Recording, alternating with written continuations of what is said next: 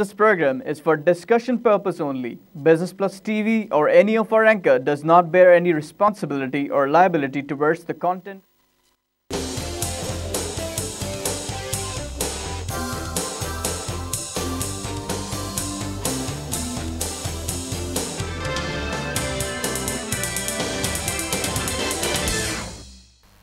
नाजरीन, welcome to the market show. मैं हूं अली नासिर। आज जिस मौजू के ऊपर नाजरीन हम गुफ्तगू करेंगे वो टेक्सटाइल सेक्टर है। हम हमेशा से कोशिश करते हैं टेक्सटाइल सेक्टर के बारे में बात करें। ये एक मौक़िफ़ एप्टमा का हमेशा सामने आना चाहिए, क्योंकि आपको पता है कि हमारे यहाँ मुल्क के अंदर गवर्नमेंट जो है वो एक पॉम्प एंड शो के साथ बहुत कहती है कि साहब बजट हमने दे दिया ये किसान का या टेक्सटाइल का। उसके बाद होता ही है कि टेक्सटाइल इंडस्ट्री को बहुत से चैलेंजेस फेस करने पड़ रहे हैं। पैदावारी लागत भी ज़्यादा है, कंपेटिटिवनेस भी बड़ी मुश्किल हो रही है, कंपेटिटिव एनवायरनमेंट बड़ा सख्त हो गया आजकल। इस बारे में बात करेंगे। और इसके अलावा ज़ीरो रेटिंग तो कर दी, अब इसके बाद बहुत ज़्यादा खुशखबरी के नारे भी लगेंगे, पटाखे भी फूटेंगे, लोग लड्डू भी खाएँगे, लेकिन जो एक्चुअल बेनिफिशियरी है टेक्सटाइल सेक्टर उसको कोई फ़ायदा भी हुआ है या नहीं, इस बारे में बात करेंगे। हमारे साथ मौजूद हैं जनाब आसिफ इनाम साहब, जो कि सेंट्रल वाइस चेयरमैन है एप्टमा के। वेलकम करूँगा सर आपको। Thank you very much, thank you for having me in show. Sir, यहाँ पर मेरे जहन में, क्योंकि मैं और आप तो बड़े पेचीदा किस्म के मौजूआत पे बात करते हैं हमेशा से, और आपका बड़ा गैर रिवायती सा अंदाज़ है, आप खुल के बात कर देते हैं। बात ये कि हमेशा ये कहते हैं साहब हमने टेक्सटाइल सेक्टर को सब कुछ दे दिया, अब हमारे पल्ले कुछ भी नहीं बचा। अब तो इतने खुश है, कहते हैं आपको ज़ीरो रेटिंग दे दी, अब इससे फ़ायदा क्या होगा कि आप लोगों के ऊपर कोई भी सेल टैक्स नहीं लगेगा। तो इनका कहने का मकसद ये है कि अब आपके वारे न्यारे हो चुके हैं। इसके बावजूद अगर एक्सपोर्ट नीचे जा रही है, वो बहुत सारे टेक्सटाइल वाले मुझे कहते हैं कि मसले मसाइल बहुत पेचीदा हैं, सिर्फ ये सतही मसले मसाइल नहीं हैं, अब और सीवियर होते जा रहे हैं। Every day we neglect them, they keep on accumulating and becoming more. सही बात है जी। बिस्मिल्लाहिर्रहमानिर्रहीम। सबसे पहले तो मैं आपको ये बताऊं कि टेक्सटाइल की जो ज़ीरो रेटिंग है, चूँकि पूरी दुनिया में एक्सपोर्ट सेक्टर जो है वो ज़ीरो रेट होता है, ये कोई नई चीज़ नहीं हुई। तो खास एहसान कोई खास चीज़ आपके लिए नहीं की गई? It was always there. अच्छा। मतलब जब से सेल टैक्स लगा है तो टेक्सटाइल सेक्टर जो है वो एक्सपोर्ट पे ज़ीरो रेटेड ही रहा है।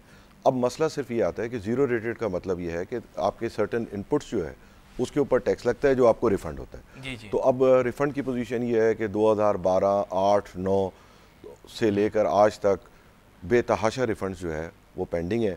उसमें ज़ाहिर बात है प्रोसीजरल ये एक गलती करते हैं कि या गलती या जो भी है कि जब इनको सेल टैक्स का रिफ़ंड का अमाउंट जो हमारी इनपुट के तौर पे आती है उसको ये रेवेन्यू में ले लेते हैं। तो जब ये रिफ़ंड करते हैं तो उसको उनको रेवेन्यू में से मिना करना पड़ता है। तो लिहाजा इनको एक नेचुरली जो बाइस्ड हो जाते हैं ये कि वो जितना नहीं देंगे उतना रेवेन्यू कलेक्शन जो है वो ज़्यादा शो होगी, चाहे लायबिलिटी खड़ी हो वो बुक नहीं होती। तो वो लायबिलिटी जब बुक होती है जब वो पे हो। तो लिहाजा एक तरीके से मतलब ऐसी बाइस्ड आ जाती है कि जी आप इसको रेवेन्यू कलेक्शन में ही रखें, इसको जितना नहीं देंगे उतना रेवेन्यू जो है वो कलेक्शन ज़्यादा से होगी, चाहे उसके असरात कुछ भी हो रहे हो, तो एक नेचुरल है। तो इसके ऊपर मतलब कई दफ़ा हुआ, फिर तकरीबन 2005 में या 4 में ये रिजीम पूरी ख़त्म करके ज़ीरो इनपुट ज़ीरो आउटपुट कर दिया था कि ना लेना ना देना। तो नॉमिनल से जो स्पेयर पार्ट्स वगैरह के हमारे रिफ़ंड बनते थे, और वो आप देखें कि सबसे टेक्सटाइल का सुनहरा पीरियड रहा है जब ये ज़ीरो रेटिंग वगैरह और रिकॉर्ड अचीव किया, जो अब दोबारा उसके बाद हम उससे 20% नीचे हैं, जबकि अमाउंट वाइज भी हम वो नहीं, अमाउंट वाइज ही बात कर रहा हूँ, नहीं आ सके ना अमाउंट वाइज, ना किलो वाइज, ना प्रोडक्टिविटी वाइज, किसी लिहाज से जो है वो हम इवन 2005 के लेवल पे। तो अब दोबारा से ले आए ना उसी पे। ये अब जो ज़ीरो रेटिंग हुई है ये ज़ीरो रेटेड थी, मगर चूँकि हमारे रिफ़ंड नहीं मिलते थे, जो स्पेशली जो एंड का सेक्टर है गारमेंट्स और कपड़ा वगैरह, तो उसको ना रिफ़ंड, जब पैसे चले जाते हैं और आप रेवेन्यू में ले लेते हैं, आप वापस नहीं देते, तो ये हुआ कि जी ना लें ना दें, वही पुरानी 2005 की रिजीम जो है वो वापस ले आए।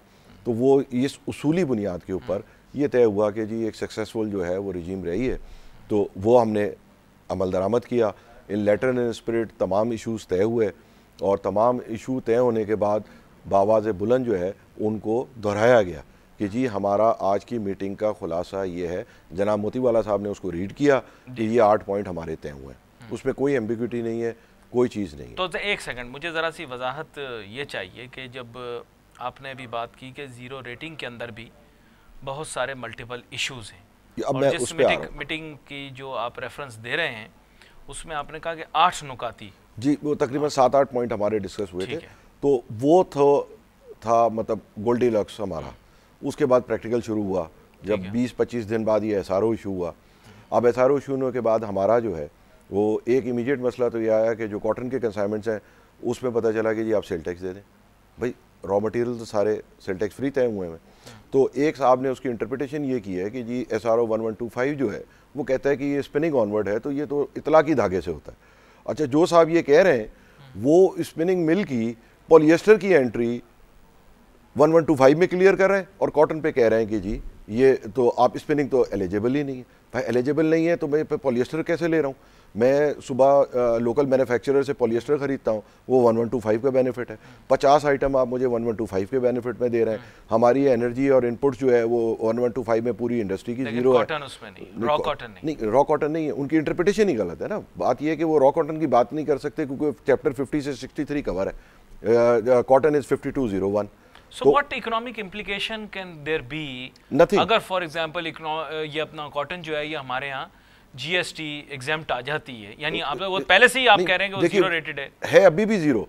वो ये कहते हैं कि जी आप 5% जमा करा दें, तो वही पुराना हो गया कि जी वो तो फिर 3 साल बाद नहीं होगा और ना लोगों के पास इतने पैसे हैं कि नहीं। लेकिन इसकी इकोनॉमिक इंप्लीकेशन क्या है? ये कोई खौफजदा हो रहे हैं कि कॉटन हमारे यहाँ बहुत ज्यादा आना शुरू हो जाएगी, क्या हो सकता है? इससे तो कोई नहीं है ना। देखिए इंप्लीकेशन क्या होगी? वंस आपने मुझसे 100 रुपए पे 5 रुपए लिए and you are bound to pay me back, उसूलन तो वो 90 दिन में वापस हो जाए, तो ये अगर इशू ही नहीं हो आज खड़े, प्रॉब्लम वहीं से होती है जब रिफंड शुरू नहीं होते।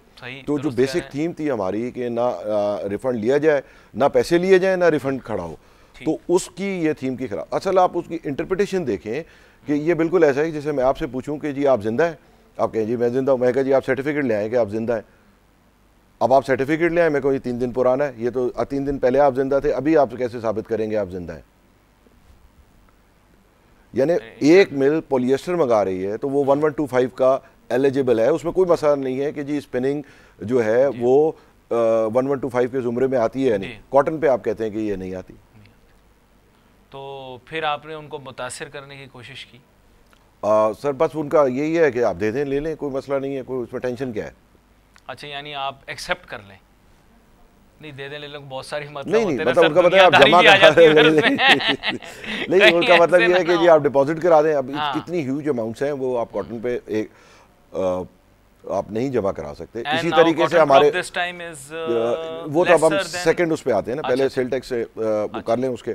इसी तरीके से मशीनरी और हमारे जो मेजर स्पेयर पार्ट्स हैं वो सारे भी तय हुए कि जी वो भी जो है वो सब जीरो रेट होंगे। वो भी उसकी लिस्ट बहुत छोटी कर दी, तो वही अगेन यही होगा कि हर महीने जो है वो हर आदमी की बहुत बड़ी बड़ी अमाउंट्स आउटस्टैंडिंग होनी शुरू हो जाएंगी। तो मशीनरी आपको अब आप मंगा सकते? जी मंगा तो पहले भी सकते थे, लेकिन पैसे नहीं रखेंगे ना। पहले तो अगर आप पैसे देते थे तो वो हमारी आउटपुट में फॉर द स्पिनिंग सेक्टर वो एडजस्ट हो जाती थी और फॉर वैल्यू एडेड सेक्टर वो रिफंड बन जाती थी। अब चेन जो है वो सब पे इक्वली हो गई कि जी सब मशीनरी मंगाते हैं, सबका रिफंड बन जाएगा। भाई इसको जीरो करने में मसला क्या है? जो स्पिनिंग मशीनरी तो अभी है नहीं, मतलब नहीं अभी नहीं हुआ, अभी नहीं हुआ, आपको जमा कराना पड़ता है जी। अभी मतलब अभी इसके अंदर उसूली तौर पे ये सारी चीजें तय हुई हैं, पे अमल दरामद नहीं हो रहा और इसके खासी रिलेक्टेंस है। मुबारक दे चुके हैं ना आपको पहले कि आपकी मशीनरी जीरो रेटेड आएगी। अब आप कह रहे हैं कि नहीं है, देनी पड़ेगी, फिर वापस लेनी पड़ेगी। टेक्निकली तो जीरो रेटेड है ना। अगर आप मैं आपसे पैसे लेके आपको वापस देने का कह दूं तो वो जीरो रेटेड है, मगर आपको पैसे दूं तो फिर उस दिन आपके लिए जीरो रेट है ना वो। तो आप चाहते हैं कि ना लें ना देखो, चक्कर ही ना रखें। देखिए इस सारी स्कीम का जो हम 2005 की सक्सेसफुल फॉलो कर रहे थे वो थीम ही यही था कि ना आप दें ना लें। मैं मशीनरी ला रहा हूँ, मैं आप को जो भी उसके तरीक़ेकार हैं आप लिस्ट ऑफ मशीन बना लें कि ये इसका कोई और डुअल यूज़ नहीं है, मैं कोई ट्रैक्टर ला के नहीं भेज दूँ, तो उसके लिए आप लिस्ट बना के आप कर लें। उसमें क्या कबाहत थी? और हमारा बेसिकली फ्रेमवर्क ये तय हुआ था कि मोटे मोटे आइटम जो है वो सारे इसमें से निकाल दिए जाएंगे ताकि मिनिमम हो। 100% तो आप नहीं जा सकते, डुअल यूज़ के भी आइटम थे। अच्छा, यहाँ पर मैं एक चीज़ आपसे और पूछना चाहूँगा। बात यह है कि सोशल मीडिया के ऊपर हम बहुत ज़्यादा मुतारिक रहते हैं, तो कुछ पैगामात भी प्रोग्राम के दौरान आते रहते हैं। तो टेक्सपो का एक सिलसिला बना था, तो इस टेक्सपो के क्या फ़वाइद हासिल होते हैं आप लोगों को, या कोई भी टेक्सटाइल एग्जीबिशन जो लोकली पाकिस्तान के अंदर होल्ड की जाती है उसके कोई ख़ास फ़वाइद हैं? टेक्सटाइल मशीनरी के फेयर्स होते हैं, अब सुना एक बहुत बड़ा टेक्सटाइल मशीनरी का फेयर हो रहा है। Are they actually beneficial to you? Because most of you are so मतलब you are well off, you have access to international companies and all. जी बिल्कुल, इनकी इफादियत इसलिए होती है कि जैसे अगर मैं जाके मशीनरी देख के आऊँ जब यहाँ पे नुमाइश लगती है तो हमारे मिल के मतलब खासे मतलब हर लेवल का स्टाफ भी जो है वो टेक्निकल जो है, खाली टेक्निकल डायरेक्टर उसके नीचे और जो स्पिनिंग लेवल्स के आदमी हैं, इसी तरह वीविंग सेक्टर में जो सिर्फ हाईएस्ट मैनेजमेंट नहीं बल्कि लोअर मिडिल मैनेजमेंट भी जो है वो सारे उनको फेयर्स को विजिट करके उनको एक्सपोजर मिलता है। तो इसमें तो कोई बात नहीं है कि ये बेनिफिशियल रहता है और उनका एक्सपोजर भी बढ़ता है कि अच्छा, अगर शो केस एग्जीबिशंस वगैरह पाकिस्तान में, एक मैं वैसे बता तो उनका मैंने देखा है इतना फ़ायदा नहीं होता, because foreigners are now reluctant to come to Pakistan. पहले तो फॉरेनर्स ज़्यादा आते थे, मुझे याद है अभी भी मेरे बचपन में, लेकिन अब फॉरेनर्स कम हैं। इनफैक्ट बाइंग हाउसेस भी सुकड़ रहे हैं। एक आधे बाहर के फॉरेनर से मेरी मुलाकात होती रहती है, वो यही कहते हैं कि साहब हम तो एक मखसूस कराची का होटल है, उसके अलावा हम रहें भी कहीं तो हमारी इंश्योरेंस भी बहुत ज़्यादा पे करनी पड़ती है, तो हम आएँ तो यहाँ क्यों आएँ, हम बांग्लादेश में रहते हैं, वहाँ से आ जाते हैं महीने में एक दफ़ा देखने के लिए, पहले हम पाकिस्तान बेस्ड थे। तो सर फॉरेनर तो आ नहीं रहा, तो फिर लोकली डिस्प्ले तो नहीं हो सकता जी। इसमें दो चीज़ें हैं। एक तो इसमें फंडामेंटली ये है कि हमारी टेक्सटाइल एक्सपोर्ट ही डाउन हो रही है, तो जब आपने 100 की जगह 90 चीज़ें बेचनी है तो आपका 10% कस्टमर नहीं आया तो आपका वैसे ही काम आसान हो गया कि ये माल ही कम बिकना है, बनना भी कम है, बिकना भी कम है। तो अगर इस वक्त एज ऑफ टुडे तकरीबन 30% इंडस्ट्री जो है 30 to 40 वो इस वक्त क्लोज है, उसमें से कुछ जो है वो परमानेंट क्लोज हो गई है, कुछ टेम्प्रेरी क्लोज है। मिल्स की बात कर रहे हैं हम या मिल्स, वीविंग पिछले साल बहुत बेताशा बंद हुई, बहुत लूमें बांग्लादेश चली गई। आप देखें कि last year there was 42% decline in grey cloth export. इस साल जो मेजर डिक्लाइन आया है वो स्पिनिंग में आया, मेरे ख्याल में इस साल जो है डाउन स्ट्रीम में आ जाएगा कॉटन प्राइसेस बढ़ने की वजह से। तो यू फोरसी ग्लूम, मतलब इसमें कोई ऐसा काम नहीं हुआ। देखिए जो हमारे बेसिक प्रॉब्लम्स हैं जो एनर्जी रिलेटेड, जो मैंने आपसे अर्ज़ किया कि 3-4 साल पहले जो हमारे मसाइल खड़े कर दिए, गैस के ऊपर इंफ्रास्ट्रक्चर सरचार्ज मतलब 400% बढ़ा दिया, गैस का रेट 488 से 600 कर दिया, जबकि दुनिया में याद आ रहा है इस पर आप सही कह रहे थे प्रोग्राम के आगाज में, हम प्रोग्राम कर करके थक गए जी, वो सारे ये हम डिस्कस कर चुके हैं। तो उनके कोई अभी तक तो कोई मेजर उस पर लिया ही नहीं गया कि जिस पे एड्रेस करें। जो तमाम लोकल टैक्सेस हैं, आप आए थे बताया था बिजली सस्ती, वो हो गया जी, वो 3 रुपए हुआ था, मगर वो तो वैसे भी नेचुरल हो रहा था नहीं, लेकिन इफेक्ट आया अभी आ गया, वो उस टाइम डाइजेस्ट नहीं हुआ था ना, अब हो गया उस वक्त वो 3 रुपए जो है अब तब फ्लूइड था थोड़ा सा, मगर उसका जो आपके रीजनल कंपटीशन है उससे अभी भी आप 50% 60% ज़्यादा है। जैसे अगर आप गुजरात की मिसाल लें इंडिया की, वहाँ 7.5 सेंट की बिजली है, तकरीबन 7-8 पाकिस्तानी रुपए, तो आपके अभी भी सारा कुछ करके भी 10.5 रुपए तकरीबन about we are 50% expensive. Right. अच्छा, यहाँ पर एक चीज़ और आपसे पूछना चाहूँगा, है ये भी थोड़ी से आप कह लेंगे अजीब व गरीब किस्म की चीज़ है। टेक्सटाइल सिटी भी बन रही थी हमारे यहाँ, फिर गारमेंट सिटी बन रही थी, बहुत सारी चीज़ें और भी बन रही थी, they never took off, nothing ever happened, why? जी, उसकी वजह यह है कि जब मौजूदा इंडस्ट्री नहीं चल रही तो नई कौन लगाएगा। देखिए अब there are 2 categories of investor at the moment. एक तो जो सर्वाइवल की जंग लड़ रहे हैं उनके पैसे ही मुक गए, अगर कोई थोड़े बहुत हैं तो वो अब स्टेक नहीं लेना चाहते कि जी हम अपने मतलब अब प्रोजेक्ट के साथ खुद डूबें या क्या करें।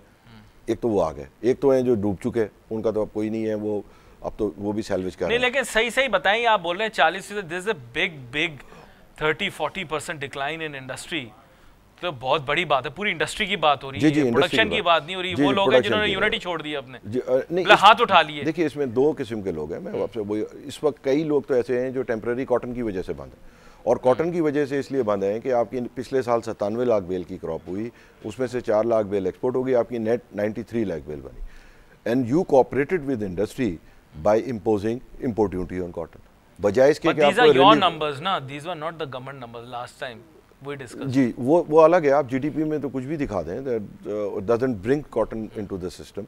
तो वो जो हमारे पास 93 लाख बेल की नेट अवेलेबिलिटी थी, और इस साल आप देखिएगा कि ये अगर इंडस्ट्री चलती है तो आपकी कॉटन की इंपोर्ट मजीद बढ़ेंगी पिछले साल से, अगर क्रॉप बढ़ी तो भी, क्योंकि इसलिए कि पिछले साल आपके पास ओपनिंग इन्वेंट्री थी, इस साल तो आप खाली बैठे हुए हैं। मतलब तकरीबन अबाउट 20-25% इंडस्ट्री ऐसी है कि जो कॉटन के इंतजार में बैठी है कि कॉटन हो तो चलें।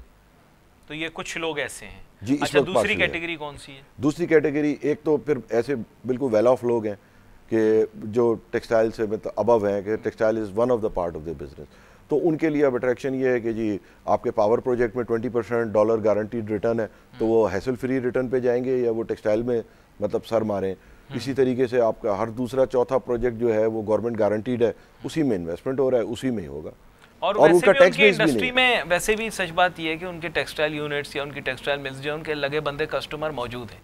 मुझे ऐसे भी कुछ दिखे, उन्होंने कहा साहब आप अप डाउन हो, आपकी अलहदा बात है, हमने तो मार्केटिंग करके क्लाइंट्स बना लिए, अपना ब्रांड बना लिए, इन द सेंस के we have certain fixed customers abroad and we have just become an offshore production और मैन्युफैक्चरिंग फॉर देम।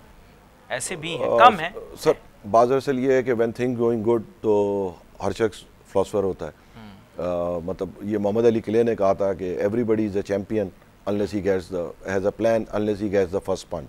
तो अब 80-90 सेंट की रुई है, अब आप चंद दिनों में चीखें देख लीजिएगा कि जी अब वो कौन सा मैन्युफैक्चरिंग हब जो है वो क्या चीखो पुकार होगी। अब ग्रोअर कहेगा कि जी हम ज़हीन है, हम उगाते हैं, हमारा हक है, वो कहेंगे कि जी ये तो हमारा तो माल ही नहीं बिकता। सही कह रहे हैं। तो ये Fortune changes and I think सो कि वेस्ट वाले जो है ना वो बड़ी जल्दी अपनी स्ट्रेटजी चेंज कर लेते हैं मोमेंट दे वो है। फिर आपका पॉलिएस्टर बिजनेस जो है वो पाकिस्तान में टोटल अनवाइबल है। ऑल्टरनेट फाइबर्स आपके मतलब उसकी पूरी रिजीम जो है वो जी वो हमने आपसे पूरा प्रोग्राम किया था कि ऑल्टरनेट फाइबर्स है, उसको कोई अटेंड नहीं हुआ बल्कि और ख़राब हो गया वो श्रिंक कर गई। मैं एक्सपेक्ट कर रहा था वो एक्सपैंड करेगी। नहीं, वो तो हमारे यहाँ तो रिवर्स है। अच्छा, फिर कॉटन भी खत्म हो गई, तो अब ना कॉटन है ना फाइबर है ना कुछ है। तो वो बल्कि फाइबर लगाई इस वजह से थी कि अगर बहुत ज़्यादा एक्सपेंशन हो गई तो कॉटन अल्टरनेटिव होना चाहिए। देखिए दुनिया में इस वक्त तकरीबन जो कॉटन का शेयर है वो 28-30% है। तो जब 100% प्योर कॉटन की बात करते हैं तो वो शेयर और कम हो गए, तो हम 14% में अपना सब कुछ ढूंढ रहे हैं। तो हमने तकरीबन 87% चीज़ों को छोड़ रखा है। तो और उसके मामूली चीज़ें कोई इतना नहीं है। मतलब हमने आज अगर आप हमारा इश्तिहार ही देख लें, उसमें मतलब एक तरफ हमने जो कमिटमेंट्स पेंडिंग है और दूसरी तरफ हमने वे फॉरवर्ड भी लिखा है, वो इतनी बड़ी चीज़ें नहीं है। And Pakistan has a potential. मैं आपसे अर्ज़ किया कि आप श्रिंक होने की बात तो छोड़ें, we can double the size of industry in 3 years, जिसमें हर चीज़ है, जिसमें स्पिनिंग भी हो गया। हाँ, एग्जिस्टिंग साइज। देखिए जितना बड़ा पाकिस्तान है इतना बड़ा चाइना ने जिंगयांग में सिर्फ 1 साल के अंदर पाकिस्तान की टोटल स्प्लेंडर के बराबर लगा के दिखा दी। तो करने वाली कौमें तो करती हैं। तो चाइना ने 1 करोड़ या 1 करोड़ 10 लाख जितने आपके पास स्पिंडल हैं इतने तो 1 साल में खड़े करके दिखा दिए कि ये होता है काम। हमसे कहते हैं उन्होंने कैसे किया फिर? सर वो उनका अपना डिफरेंट है। मतलब if you have will you have way. मतलब आपकी विल हो तो दैट कैन बी डन।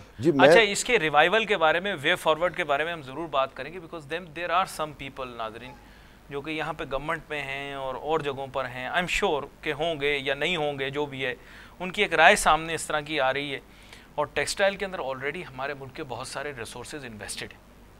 अगर इसे रिवाइव कर लिया जाए तो मेरे ख्याल से दोबारा से जॉब जनरेशन भी की जा सकती है, दोबारा से बैंक क्रेडिट को भी डायरेक्ट किया जा सकता है इसकी तरफ, और दुनिया भर के अंदर जो एक लीडरशिप पोजीशन थी कुछ टेक्सटाइल प्रोडक्ट्स के अंदर वो दोबारा से रीगेन की जा सकती है या नहीं, इसके बारे में हम बात करेंगे आसिफ इनाम साहब के साथ। लेकिन यहाँ पर लेंगे छोटा सा ब्रेक के बाद वापस आते हैं, गुफ्तगू जारी रखेंगे। Let's take a short break.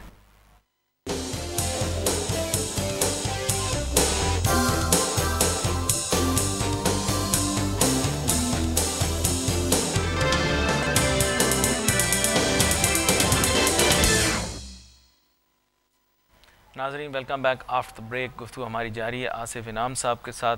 बहुत सारे मसले मसाइल की फ़हरिस्त आपने बता दी। अच्छा, कभी कभार जो है ना मैं टेक्सटाइल सेक्टर के या इंडस्ट्री के इश्यूज़ बता के ना एग्जॉस्ट हो जाता हूँ, सच आपको बता रहा हूँ। उसकी वजह ये है कि आई फील कि I am just, wall practice होती है ना in tennis, I am just hitting the wall. Do you feel the same when you put your problems in front of the government? देखिए वैसे ही मैं बता, बल्कि सेम से ज़्यादा फ्रस्ट्रेशन ज़्यादा होती है। आप तो मतलब because we are in it. मतलब जैसे अगर आप अभी बात करें कि जी DLTL जो हमारे हैं वो दे दें जी, पैसे नहीं। भाई आपने एक मुल्क को FTA दे दिया, उसको 5 साल में 60 अरब रुपए की ड्यूटियाँ छोड़ दी, वो पैसे आपके पास हैं, आप FTA ना दें हमें दे दें। फिर उल्टा के जी भाई आपको 70 अरब के सामने मिलेगा क्या, आपकी एक्सपोर्ट तो वहीं के वहीं नहीं। तो कहने लगे आप ना लायक हैं जी, आप एक्सपोर्ट करने, हमने तो मार्केट बोल देते हैं, साहब बोलते हैं, मैं अब आपको बता रहा हूँ। मेरे को उन्होंने मुझसे मुंह पे कहा कि आप नालायक हैं। मैं कहा सिर्फ बाज़र से हम तो नालायक हैं, मगर आपको पता है जब नालायक हैं तो आप FTA साइन करके 70 अरब क्यों छोड़ लें। उन्होंने कहा जी हम तो आवाम की फलाह बहबूद के लिए कर रहे हैं। नहीं, वो उसके पीछे देखें एक बात है, मैं आपको बताता हूँ। असल में उसके पीछे मसला ये है कि हमारी डोमेस्टिक मार्केट को केटर करने के लिए हमारी लोकल टेक्सटाइल इंडस्ट्री अभी रेडी नहीं है, ऐसे मुझे बताया गया है। क्योंकि बहुत सारे लोगों से मैं बात करता हूँ, वो कहते हैं जी हमारे लिए यहाँ पर क्रीम नहीं है फंक्शन करने के लिए, हम एक्सपोर्ट करें तो हम उसी आइसोलेटेड या सेचुरेटेड मार्केट के अंदर गेम कर सकते हैं। मैंने कहा why not the domestic market, because China is in cashing because of numbers, and I think you were giving some very nice statistics as to how much our internal demand is growing, and it shows reflects through import numbers. Can you tell our watchers? बिल्कुल, तकरीबन जो textile की growth है imports की, ये 20% से ऊपर जा रही है। चाहे वो फैब्रिक्स देख लें, ग्रोथ है ग्रोथ, और जिसके अंदर अब जैसे मैंने अभी खाली अब मुझे इस वक्त बॉल पार्क फिगर याद नहीं है, बॉल पार्क ये तकरीबन है कि 34 लाख बेल के बराबर तो सिर्फ लंडे का कपड़ा आ रहा है। तो कैन यू बिलीव कि पाकिस्तान में 34 लाख बेल के बराबर लंडे का कपड़ा आ जाएगा? उसकी टनेज आप देख लें, उसको बेल नंबर 155 किलो की बेल बना लें तो आप हैरान रह जाएंगे। तो that is the amount of used नहीं, that's अब use unused then it's subject to the debate के जी, मतलब इतना तो नहीं आ सकता ऑब्वियसली, मतलब उसमें मिक्स कर देते हैं लोग, होशियार हैं जो भी है। मतलब इस अब इंडस्ट्री के साथ जो डोमेस्टिक मसला ये है कि इसको आपने टैरिफ प्रोटेक्शन तो कोई दी नहीं। आप खुद एडमिट करते हैं कि जी हमारा WTO जो है वो बिल्कुल गलत साइन हुआ है, इसमें टेक्सटाइल को प्रोटेक्शन रह गई। अच्छा, फिर देन यू डू प्रैक्टिकल कि जी उसके रॉ मटेरियल्स पे ड्यूटी लगा देते हैं। भाई जब आपको पता है कि जी हमारा टैरिफ प्रोटेक्शन है ही नहीं जो डोमेस्टिक हमारे एक्स्ट्रा ऑर्डिनरी कॉस्ट को कवर करे, ऊपर से आपने जो है वो नीचे से टैरिफ बढ़ाना शुरू कर दिया, ऊपर से घटाना शुरू कर दिया, 25 का 20 कर दिया। मैं सीधा सवाल पूछ लेता हूँ ना, can you offer the same garments at the rates जो कि चाइना ऑफर कर रहा है? नहीं कर सकते, बिकॉज वी हैव टू पे टैक्सेस, और वो अगर how I can compete with smuggle good, तो वो मार्केट ही स्मगलर्स के लिए रह गई है। अच्छा, ये एस्पेक्ट तो आप देख ही नहीं रहे ना कि जी अगर मैं 20 रुपए किलो महंगा पॉलिएस्टर ले रहा हूँ तो मुझे या तो कैप्टिव मार्केट मिलनी चाहिए या फिर मतलब आप कह रहे हैं कि अगर बेनिफिट पहुंचाना ही है तो वो जो FTA के अंदर एक तरह की, मैं उससे कहूँगा कि अनसीन इन्वेस्टमेंट ही हो जाती है ना, जब आप अपनी इंडस्ट्री को हर्ट करके किसी और, मैं एक वैसे बोल रहा हूँ अपनी इंडस्ट्री के अलावा, देखिए FTA के अलावा बात जो आपकी अंडर इनवाइस या मतलब इनफॉर्मल जो इम्पोर्ट्स हो रही हैं या मतलब या अगर मिस डिक्लेयर्ड इम्पोर्ट हो रही हैं, उसका तो किसी FTA या किसी से कोई ताल्लुक ही नहीं है। तो वो तो एक अपना सिस्टम ही चल रहा है जो सिर्फ आर्बिट्राज में नहीं, उसका तरीका सिर्फ ये है कि अगर आप या तो उसको टैरिफ प्रोटेक्ट करके उसको 100% प्रोटेक्शन दें। देखिए इंडिया का केस ये है कि इंडिया की 70% जो इंडस्ट्री है वो डोमेस्टिक कैटर करती है, 30% जो है वो एक्सपोर्ट को कैटर करती है। अच्छा, ये रेशियो है? जी, ये रेशियो है। पाकिस्तान में रिवर्स 80-20, जबकि हमारा अगर आप स्पेंडलेज का पर पर्सन हिसाब देखें तो वो तकरीबन वही होना चाहिए जो इंडिया का है। इसका मतलब ये है कि हमें हमारे डोमेस्टिक मार्केट से महरूम किया गया है जो बावजह मुख्तलिफ है। अब उसमें हमारा सर इंडस्ट्रीज खुद कहते हैं हमें नहीं सर्व करना डोमेस्टिक मार्केट को, इसमें प्रॉफिट्स नहीं है। ऐसी कोई बात नहीं है, और सारी दुनिया में बल्कि इंडियंस वगैरह जो हमारे स्पिनर्स और उनके सब मुलाकात होती है वो कहते हैं कि जी पहले ही तो हमारी चॉइस ही, उनको डोमेस्टिक मार्केट में जो प्रॉफिट है वो है ही नहीं एक्सपोर्ट में। एक्सपोर्ट तो वो मजबूरी को करते हैं, डंप करते हैं एक्सपोर्ट में वो कि जी फैक्ट्री का साइज़ बड़ा करना है। अब हमसे लोग कहते हैं कि जी आपकी स्पिनिंग का साइज़ छोटा है। भाई जो साइज़ है वो चलाना मुश्किल हो गया है, हर चीज़ बाहर से आ रही है, तो हम साइज छोटा करने की बात कर रहे हैं। तो आप क्या चाह रहे हैं, टैरिफ प्रोटेक्शन आपको दें? जी, एक तो टैरिफ प्रोटेक्शन, एक इफेक्टिव टैरिफ प्रोटेक्शन। अब दोनों मसले हैं, एक तो टैरिफ प्रोटेक्शन होगी सिर्फ कागजों में, एक टैरिफ प्रोटेक्शन है जो रियल टैरिफ प्रोटेक्शन है कि आपने एनफोर्समेंट के जरिए, मतलब आप फिर चीज़ें गलत ना आए ना मुल्क में, एनफोर्समेंट करनी पड़ेगी ना। अब वो चाहे बॉर्डर से आए, चाहे वो अफगानिस्तान से आ रही हैं, चाहे वो ट्रांजिट, आपकी तकरीबन हर चीज़, वुलन इंडस्ट्री तबाह हो गई, वुलन का वजूद ख़त्म हो गया, आपकी तकरीबन सिल्क इंडस्ट्री तबाह हो गई। कौन सी इंडस्ट्री? अब ये टेक्सटाइल एक आखिरी रह गई है, ये भी निकल जाएगी, 2-4 ये रह जाएंगे, गाड़ियों के प्लांट, सीमेंट प्लांट वगैरह, बस। बाकी इससे मुल्क तो, या फिर अब वो प्लांट लग रहे हैं जो टैक्स ही नहीं है। आपने बिजली घरों को ताहयात टैक्स फ्री दे दिया तो कोई टैक्स बेस भी नहीं रहेगा। अच्छा, यहाँ पर मैं एक दफ़ा पिछली दफ़ा सेंसिटिव मसले को थोड़ा छुआ था, आज मैं चाहूँगा थोड़ा सा फिर से आप इस बारे में बात। देखिए, एक आप हैं APTMA, which is a huge organisation. Some of your members tell me that even when it comes to finished garments, आपकी मिल्स जो हैं उनकी कंट्रीब्यूशन जो है, it is equivalent to the value added sector के अंदर भी कुछ की बहुत बड़ी पार्टिसिपेशन है। हमारे कई डुअल मेंबर्स भी, मतलब जैसे सारे डेनिम वाले हमारे मेंबर हैं मोर और लेस, इसी तरीके से डुअल मेंबरशिप की वजह से भी। तो ये फिर पैरेलल कहाँ से है? प्रॉब्लम क्या आ रही है कि textile is not coming on one platform. एक एप्टमा अपनी जगह है, and then the value added sector is trying to create its own influence. फिर आप दोनों एक टेबल पे बैठने के लिए तैयार नहीं है। नहीं बिल्कुल है। कॉन्फ्लिक्ट ऑफ इंटरेस्ट क्या है फिर? मैंने आपसे अर्ज किया कि ये जो जॉइंट डिक्लेरेशन था हमारा, जो डार साहब की मीटिंग का था, उसमें दो चॉइस थी कि हमारे चेयरमैन पढ़ें या मोती वाला पढ़ें। तो उन्होंने मोती वाला से कहा आप पढ़ दें। वी हैड 100% 18 एसोसिएशनों का ये कॉन्सेंशल एग्रीमेंट था। ठीक है 18 एसोसिएशन है और 18 हमारे साथ खड़े हैं इंशाल्लाह। About these questions that you put, उन्होंने हमें कैटेगोरिकली कहा है कि अगर एप्टमा के साथ ज्यादती हुई, हम सारी एसोसिएशन आपके साथ खड़े हैं। हमारा यही तय हुआ था, one for all for one, ताकि किसी एक को आइसोलेट करके जो है वो तंग नहीं किया जाए। चले फिर तो दे रहा है दुरुस्त है, बिल्कुल सही बात है। और देखिए जो बेसिक मसाइल हैं हमारे कॉस्ट ऑफ डूइंग बिजनेस है, वो तो सबके कॉमन है, उसमें तो हमारा कॉन्फ्लिक्ट ऑफ इंटरेस्ट कोई नहीं है। एक छोटा मोटा कॉन्फ्लिक्ट ऑफ इंटरेस्ट ये हो सकता है कि जी उनका ये हो कि जी यान भरपूर तरीके से आ जाए, हमारा ये हो जी यान नहीं है। एक दो आइटम्स के अलावा तो हमारी मतलब वी आर सप्लीमेंट। एक तो सबसे पहले वो हमारे कस्टमर है, अगर एज अ स्पिनिंग मिल भी, इसी तरह कपड़े वाले का फिनिशर कस्टमर है, जो कॉम्पोजिट यूनिट्स है वो अपनी जगह है। फिर एक जो लास्ट गुज़िश्ता दिनों में एक रिजीम ये बन गई थी कि जो लोकल टैक्सेशन भी हो गई थी सेल टैक्स की, वो डोमेस्टिक मार्केट पे बर्डन बन गई थी, क्योंकि वो सारा इनफॉर्मल सेक्टर है। तो अब वो इनफॉर्मल सेक्टर को आपने टैक्स कर दिया एट इंडस्ट्री स्टेज, और जो इनफॉर्मल जो जम करके आ रहा है वो टैक्स ही नहीं है। तो ये वजह भी एक डोमेस्टिक इंडस्ट्री की तबाह होने की बहुत बड़ी है। और ये मुश्तरक मसला है, ये मुश्तरक मसला है। इसमें हमारा सब साथ है। जिसको अच्छा वाला हल हो गया है, इसको भी कुछ कोशिश की जा रही है, बयान किए हैं कि ये जी, उसमें भी अब कोशिश की जा रही है कि ये ना हो सके। हालांकि वो देखें कि आप इनसे तो टैक्स ले लेंगे, मगर बाहर वाले से टैक्स नहीं लेंगे तो ये मर जाएंगे। नहीं, लेकिन गवर्नमेंट ने अपने जहन में एक टारगेट बनाया हुआ, कितना रख लेंगे अगर आप कॉटन इंपोर्ट कर लेते हैं? May be will just have few billion rupees. मेरे ख्याल में मशीनरी है ना, मशीनरी पे ले लिया तो maybe again then few billion rupees. मेरे ख्याल इससे ज्यादा तो नहीं कलेक्ट कर पाएंगे। देखिए मशीनरी में तो एक अजीबोगरीब बात है कि जी मैं एक मशीन जो है वो कर्जे पे ले रहा हूँ, ठीक है, उस कर्जे की मशीन पे मैं नकद जाके पहले जो है वो सेल टैक्स जमा करा दूं और 2 साल रिफंड लूं, तो बैंक मुझे कर्जा देगा क्या? आप इमेजिन तो करें, अगर आप 40 मतलब मशीनरी की मालियत तो बहुत होती है और वो 10-15 साल में उसको पे होना होता है। 10 साल उसका एक लाइफ स्पैन लेके आप उसका रिपेमेंट करते हैं, 15 साल लाइफ स्पैन गिनते हैं, तो उसका 10% आप कहाँ से दे देंगे? लोग दुनिया में 80-20% तो इक्विटी लगाते हैं। आप एक्सपेक्ट करेंगे जी आप अच्छा, ये तो एक लेमैन भी अंडरस्टैंड कर लेता है। तो ये आर्गूमेंट क्यों आपकी मुस्तरद हो जाती है? आर्गूमेंट क्यों लोग आपके साथ नहीं करते? एक लेमैन भी आपके साथ बैठेगा तो he can understand the strength of your argument. Obviously you can not misuse a machine, otherwise आप उससे कपड़े बनाने के अलावा तो और कुछ नहीं बना सकते। वो नहीं कर सकते। मैं वैसे ही बोल रहा हूँ, मतलब you can make a tank out of it, you can just make cloth out of it. बड़ी स्पेसिफिक है, उनके पीसीटी हेडिंग्स हैं। मतलब आप अगर आपके सिंसियर हो तो आप बैठ के, मतलब कोई ऐसी नहीं है कि हमारा भी ये हो। तो what's the harm in getting machinery into Pakistan? There should be absolutely no barriers to getting machinery into Pakistan, क्योंकि हमारी तो वैसे ही बुरा हाल है, मतलब मशीनें चाहिए। आप पावर प्रोजेक्ट को कहते हैं कि जी 80-20 इक्विटी पे पावर प्रोजेक्ट लगा लो, ठीक है। जब मैं स्पिनिंग मशीन लगा रहा हूँ तो आप मुझसे एक्सपेक्ट कर रहे हैं कि जी मैं 17% सेल टैक्स जमा करा के उसको 2 साल रिफंड का इंतजार कर। तो जहाँ आप एक तरफ 20% इक्विटी पे पावर प्रोजेक्ट ऑफर कर रहे हैं, वहाँ 20% पहले आप गवर्नमेंट फाइनेंस खुद करना चाहती है अपने आप को।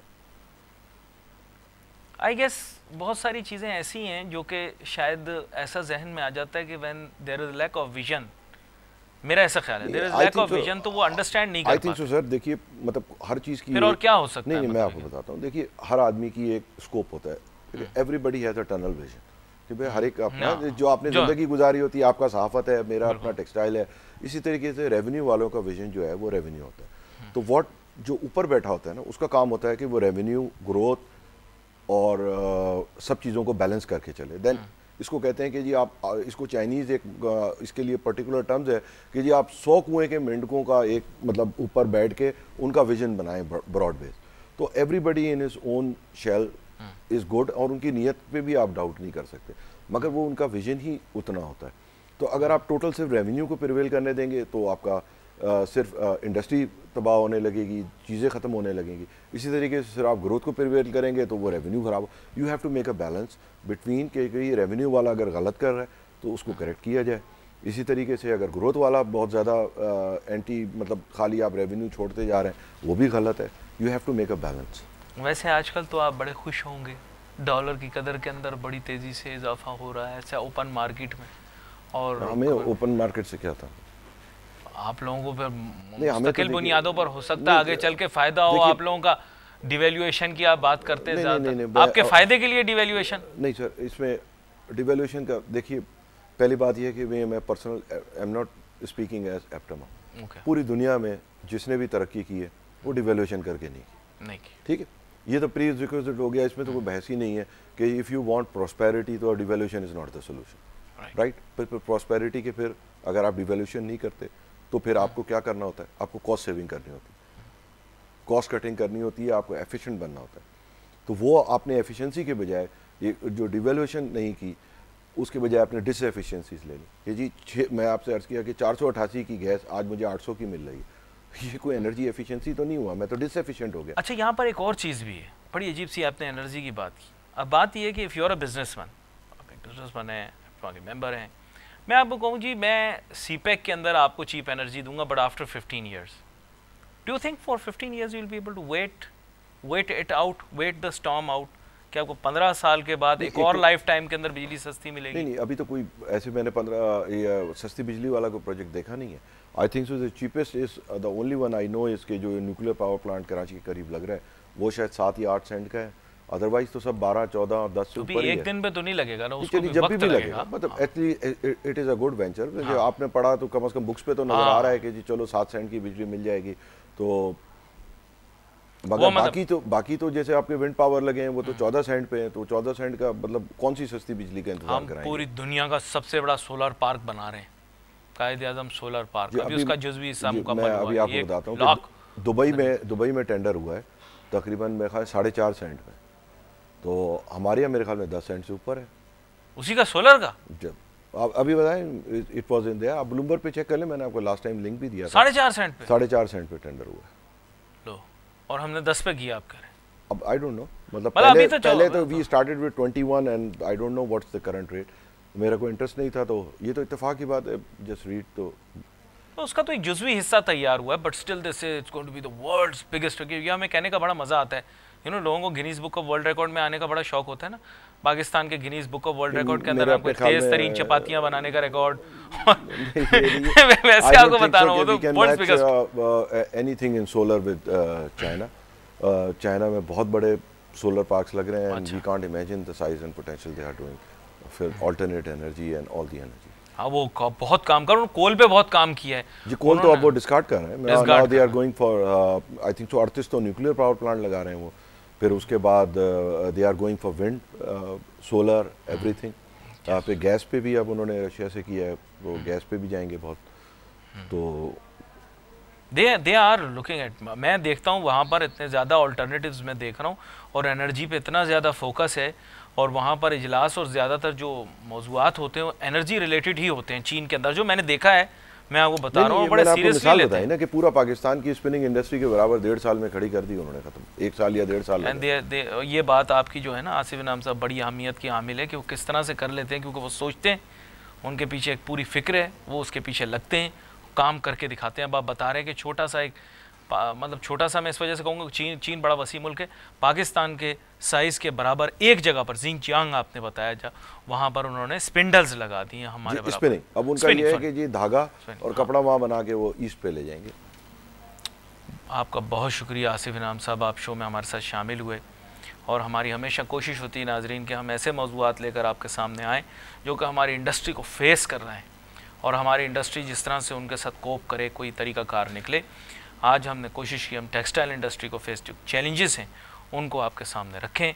सोशल मीडिया के ऊपर हम बहुत ज़्यादा मुतारिक रहते हैं, हमारे पते वक्तन फ़वक्तन आपके सामने स्क्रीन पर आते रहेंगे। आप अपने पैगामात हमें ज़रूर अरसाल कीजिएगा, हम प्रोग्राम में उन्हें शामिल करेंगे। आज के लिए अली नासिर को, हमारी टीम को इजाज़त दीजिए। अल्लाह हाफ़िज़।